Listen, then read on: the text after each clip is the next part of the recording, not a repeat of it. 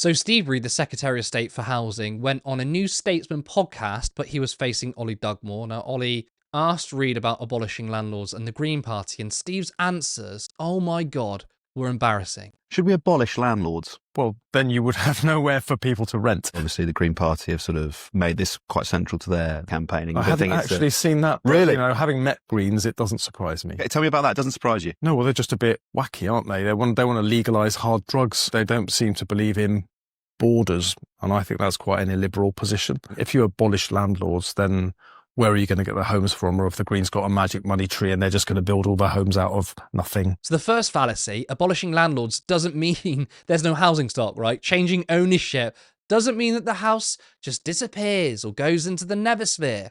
Of course, the policy of the Greens abolishing landlords isn't to abolish them overnight, as Ollie pointed out. Yet Steve's response is to call the Greens wacky. Now, is returning to the pre-Thatcher consensus wacky? The sort of policies Labour used to champion. The Greens and the wider left have filled the space where the Labour Party used to be, and his response is to call it wacky. Then he attacks them for wanting to legalise hard drugs. Now, look, even if you disagree with the Greens' policy on drugs, right, the question was about housing. But the drug policy of the Greens, it's not crazy, right? It's a sensible and logical approach to drugs, right? The war on drugs has failed. I think most people agree with that. It's not a criminal issue, it's a health issue. And of course, political opponents have to misrepresent their policies. The Greens don't want a society where everyone is just jacking up on heroin, obviously. Rather, they want to move to a model where people who are already addicted to heroin take it in a safe space. So there will be drug centres where people are monitored in a safe area using clean needles as opposed to sharing dirty needles on the side of a street. These centres already exist, like Germany, the Netherlands, Spain, Norway, Greece and France also have them. Then he talks about them not believing in borders. Now, look, I've not seen a Green Party manifesto where they say they want to abolish borders. They are just more liberal on immigration. And they certainly don't act like Labour, where they decide their border and immigration policy on whatever reform sets. Now, back to housing. Reed steals Theresa May's line of a magic money tree, again showing that he can't debate policy, and all they have are mischaracterizations and straw man arguments, right? They want to build more council houses, something the Labour Party should be supporting. That's like the core identity of Labour Party politics. It's called building housing for shelter, not leaving everything up to the market, creating a housing crisis where, despite the fact that we are building more houses, they're being bought up by greedy landlords whilst people can't get onto the property ladder or finding a place to rent which isn't like extortionate. In fact, between 2019 and 2020, we actually built more houses than ever, and that number has sort of fluctuated since. So why do we still have a housing crisis? Wasn't the whole point to end the housing crisis to simply build more? Isn't that what the free marketeers and the right-wingers said? We just need to build more and that's it. It's not just about building houses. It's making sure housing is given to those that need it. So council houses should be a priority.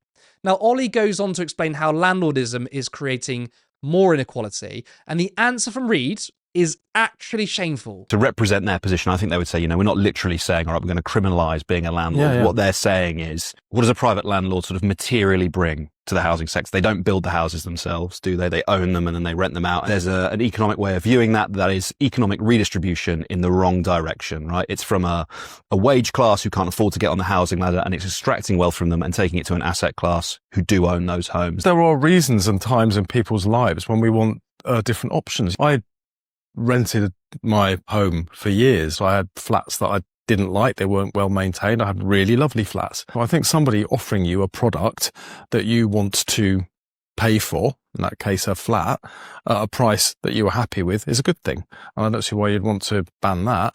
I would like to stop exploitation where, people having to pay through the nose, people being made to pay, having already agreed a rent increase, having to pay more mid-year. But abuses like that, we're changing through the Renters' Rights Act. He actually called it a product. A product. I mean, the clue is in the name product, right? It's to produce.